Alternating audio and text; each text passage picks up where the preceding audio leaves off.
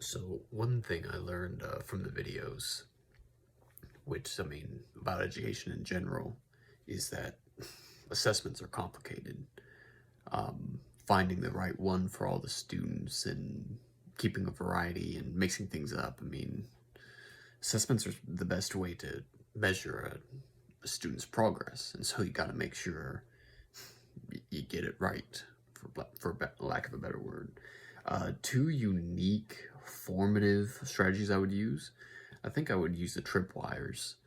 I just like the idea of for formative, for in terms of assessing what a student knows. I think it's unique to assess what a student might not know. That they just list possible misunderstandings about the subject matter that could possibly trip another student up. That way, one, it measures their understanding, and also um, possible things to look out for the rest of the students. Like keep an eye on, like they might get confused on this subject. So I think tripwires would be very interesting, almost like a kind of a reverse way of assessing someone, addressing possibilities of what they might not know. I also like the idea of doodle notes, drawing a picture of understanding instead of writing. I mean, even as I'm struggling with this video presentation right now, sometimes you're just at a loss for words. Sometimes you don't know how to quite explain something and understanding through just words. And so sometimes you just got to draw it out, or go about other ways of communication. So the idea of having the students draw their understanding the material instead of just saying it, I think that could be very unique and, kind of fun for them. I mean, who doesn't like to draw? Even if you're not an artist, I mean, I draw stick figures, so I think that might be a good idea for the students. Um, yeah, so for summative assessments, I really like the idea of a scavenger hunt. I looked that up. And, I mean, I think it's one, makes things less stressful, maybe a little more fun, and two, it's like a scavenger hunt. You can't progress in the quiz, you can't progress in the assessment until you get the next answer. Like you give the quiz question for the next clue, and if they get it right, they get to move on, and if not, then they're stuck.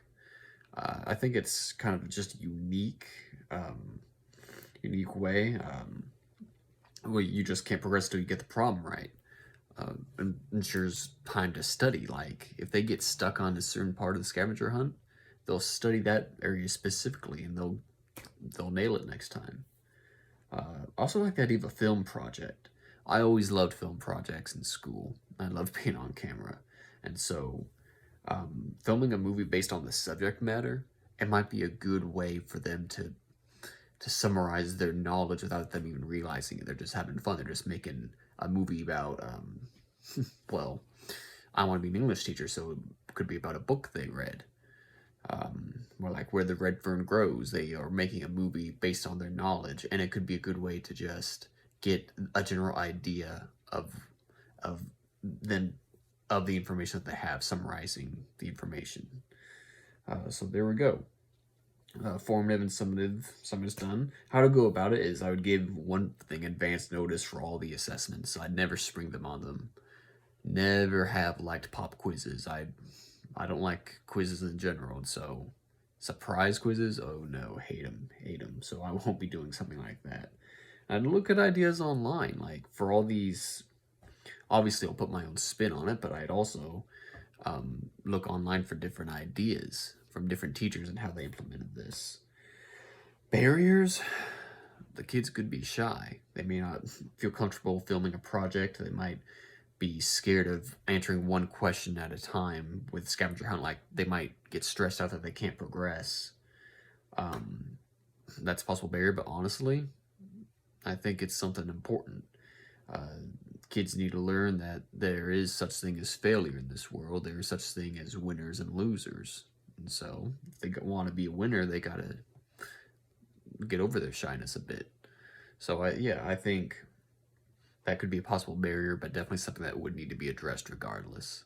So yes, that is discussion number 3. Thanks.